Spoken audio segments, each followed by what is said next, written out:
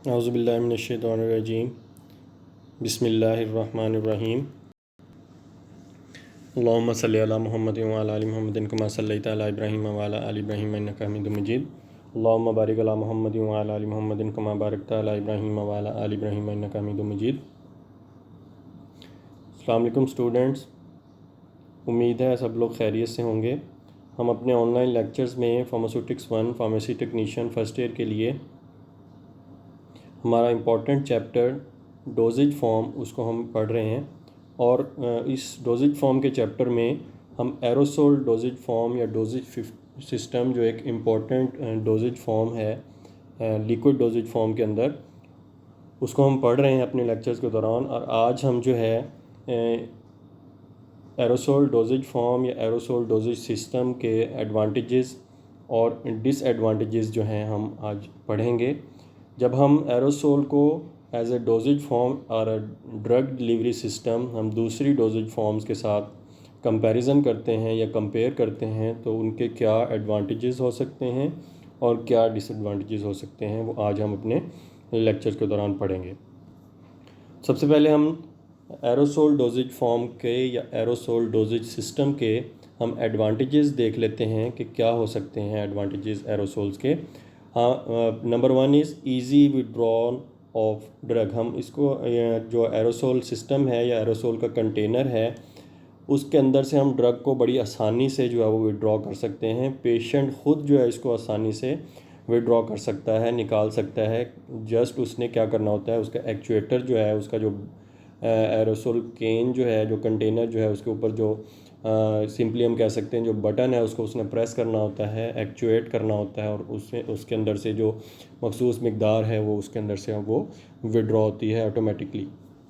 तो सबसे पहला एडवांटेज होगा easy withdrawn of the drug. आसानी से जो है वो पेशेंट उसको ड्रग को जो है वो विड्रॉ कर सकता है, कंटेनर में से निकाल सकता है। Number 2, faster onset of action. जब पेशेंट उसको इनहेल करता है और ड्रग और उसकी फॉर्मुलेशन जो है जब लंग्स तक पहुंचती है तो लंग्स से जो है ब्लड सप्लाई वहाँ पे ज़्यादा होने की वजह से फ़ौरन जो है ड्रग जो है वो एब्ज़ॉर्ब हो जाती है और वो ब्लड के अंदर शामिल हो जाती है और उसका बहुत ही जल्दी जो है इफ़ेक्ट आना शुरू हो जाता है। जब हम ऑनसेट ऑफ एक्शन को कंपेयर कर रहे हैं दूसरी डोजेज फॉर्म के साथ, तो जैसे टैबलेट डोजेज फॉर्म है या सिरप डोजेज फॉर्म है, उसमें थोड़ा सा टाइम लग सकता है उस ड्रग को ब्लड तक पहुंचने के लिए। तो उसके कंपैरिजन में जब हम एरोसोल्स को देखते हैं तो फ़ौरन जो है वो ड्रग जो है वो ब्लड के अंदर एब्जॉर्ब होती है और फ़ौरन जो है वहाँ अगर वो लोकली इफ़ेक्ट करना है तो वहाँ पे जो फ़ौरन जो है उसका जो है इफ़ेक्ट आना शुरू हो जाता है। थर्ड जो उसका हम कह सकते हैं एडवांटेज जो हम एरोसोल का कह सकते हैं, no manual direct contact with the medicament. क्योंकि एरोसोल जो है क्लोज कंटेनर के अंदर, एक प्रेशराइज्ड कंटेनर के अंदर जो है वो उसकी ड्रग फॉर्मुलेशन होती है। तो अगर पेशेंट उसको यूज़ कर रहा है तो उसका किसी भी तरह का जो है वो कांटेक्ट नहीं होता ड्रग के साथ या उसकी फॉर्मुलेशन के साथ। Number 4, avoid the first pass metabolism. Drug जो है वो डायरेक्टली ब्लड के अंदर शामिल हो जाती है जिससे जो है वो उसको वो जो है वो फर्स्ट पास जो उसका इफ़ेक्ट है या फर्स्ट पास मेटाबॉलिज्म है वो उससे जो है वो बच जाती है और जिससे उसकी जो है वो डिटोरेशन जो है वो कम से कम होती है ड्रग की। A specific amount of dose drug can be removed.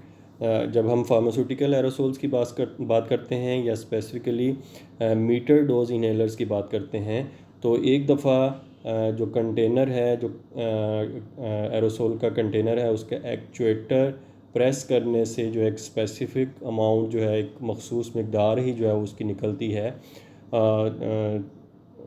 जो ड्रग की कंटेनर के अंदर से। तो ये एक बहुत ही बेहतर और अच्छा डिसएडवांटेज है जब हम इसको कंपेयर करते हैं दूसरी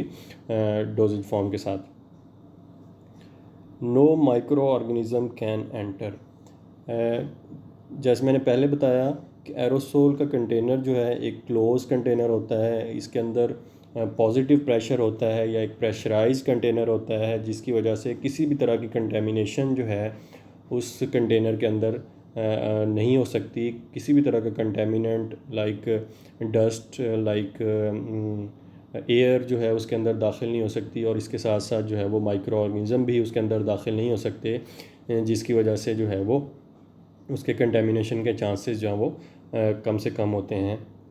release the content in controlled and uniformly, जैसे मीटर डोज इनहेलर हैं उसके केस में जो है वो एक दफ़ा एक्चुएटर प्रेस करने से एक स्पेसिफिक अमाउंट ही जो है वो, एक कंट्रोल्ड अमाउंट ही जो है वो उसके अंदर से विड्रॉ होती है या निकलती है, जिसकी वजह से जो है वो हम कह सकते हैं कि उसकी जो डोज़ है, डोज़ की यूनिफॉर्मिटी है वो पेशेंट तक जो है वो बहुत ही स्पेसिफिक पहुंचती है। एक यूनिफॉर्म और एक मखसूस मकदार ही उसकी पेशेंट तक पहुंच सकती है। Protect the photo sensitive medicaments and the oxygen sensitive materials, जो हम एरोसोल की फॉर्मुलेशन कहते हैं, उसके केस में जो ऐसे मेडिकमेंट या ऐसे इंग्रेडिएंट्स जो कि फ़ोटो सेंसिटिव हैं वो भी महफूज रहते हैं, अगर वो ऑक्सीजन सेंसिटिव हैं वो भी महफूज रहते हैं। ऐसे इंग्रेडिएंट्स या ऐसी एक्टिव ड्रग जो कि लाइट सेंसिटिव हैं वो हम एरोसोल के कंटेनर के अंदर ज़्यादा महफूज रह सकते हैं, क्योंकि कंटेनर के अंदर जो है वो लाइट जो है वो पेनिट्रेट नहीं कर सकती और ना ही एयर उसके अंदर पेनिट्रेट कर सकती है, जिसकी वजह से जो है वो ड्रग जो कि फ़ोटो सेंसिटिव है या लाइट सेंसिटिव है वो ज़्यादा महफूज रहती है, और एयर के ना अंदर पेनिट्रेट होने की वजह से जो है वो ऑक्सीजन भी जो है वहाँ तक नहीं पहुँच सकती, जिसकी वजह से जो है वो ऑक्सीजन सेंसिटिव प्रोडक्ट्स भी जो हैं वो ज़्यादा बेहतर और महफूज रहती हैं एरोसोल्स के कंटेनर के अंदर। जहाँ पे एडवांटेजेस हैं एरोसोल्स के, वहाँ पे कुछ ऐसे डिसएडवांटेजेस भी हैं एरोसोल के दूसरी डोजेज फॉर्म के निस्बत। नंबर 1, कॉस्टली है, क्योंकि इसके अंदर स्पेशलाइज्ड गैसेस जो है वो इस्तेमाल होती हैं, और इसके अलावा जो है वो इसकी फॉर्मुलेशन को, इसको फॉर्मुलेट करना थोड़ा सा मुश्किल भी होता है, और इसके जो हम कह सकते हैं मैन्युफैक्चरिंग का जो एरिया है वो भी ज़्यादा जो है वो हम कह सकते हैं स्पेसिफिक होता है, उसके ऊपर जो है वो ज़्यादा एक्सपेंसेस आते हैं, जिसकी वजह से जो है वो ओवरऑल जो है एरोसोल डोजेज फॉर्म या जो एरोसोल सिस्टम है वो ज़्यादा कॉस्टली होता है जब हम इसको अदर डोजेज फॉर्म के साथ कंपेयर कर रहे होते हैं। Number 2, difficult disposal of empty aerosol container, क्योंकि हम प्रीवियस लेक्चर्स के अंदर हम पढ़ चुके हैं कि इसके अंदर हम जो है वो जो प्रोपेलेंट्स इस्तेमाल करते हैं, जो हम गैसेस इस्तेमाल करते हैं वो जो है वो फ्लेमेबल होती हैं, उन आग लगने का ख़दशा होता है, तो इसलिए जो है चाहे वो एरोसोल की जो फार्मूलेशन जो है वो ख़त्म होने के बाद भी कंटेनर के अंदर कुछ ना कुछ जब गैसेस जो हैं वो रह जाती हैं, तो उन खाली कंटेनर्स को, उन खाली जो कैंस हैं एरोसोल्स के, उनको जो है वो डिस्पोज़ करना जो है बहुत ही मुश्किल होता है, क्योंकि जो है इनको जो है वो अगर हम पंक्चर करते हैं तो इसके जो है वो हम कह सकते हैं कि वो उनको आग लगने का ख़दशा हो सकता है। नेक्स्ट जो डिसएडवांटेज है एलर्जिक इन सम केसेस, कुछ पेशेंट ऐसे हो सकते हैं जिनको ड्रग के साथ जो है वो एलर्जी हो सकती है, या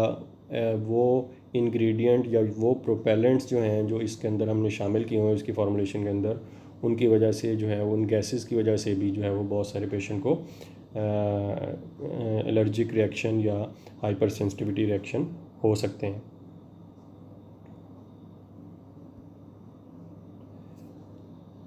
उसके अलावा क्योंकि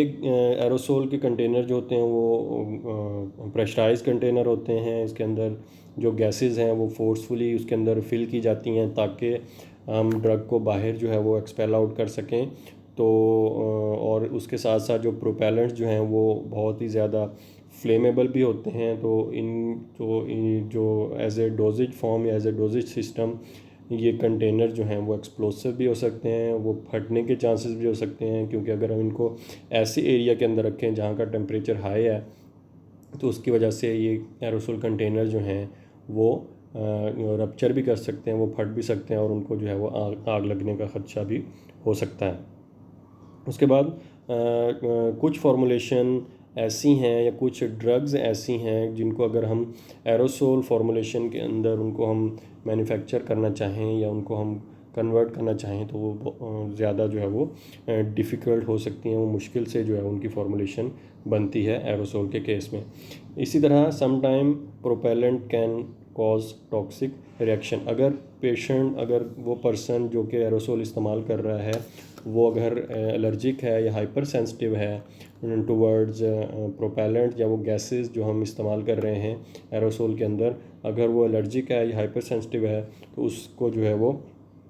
लाइफ थ्रेटनिंग जो रिएक्शन भी उसको हो सकता है जो कि पेशेंट के लिए बहुत ही ज़्यादा नुकसानदेह साबित हो सकता है। यहाँ पे हमारा आज का लेक्चर जो है वो कंप्लीट हुआ। इंशाल्लाह नेक्स्ट लेक्चर के दौरान हम फर्दर जो है हमारी डोजेज फॉर्म है उसको हम डिस्कस करेंगे और पढ़ेंगे। अल्लाह आपका हामी नासिर हो। अस्सलाम वालेकुम।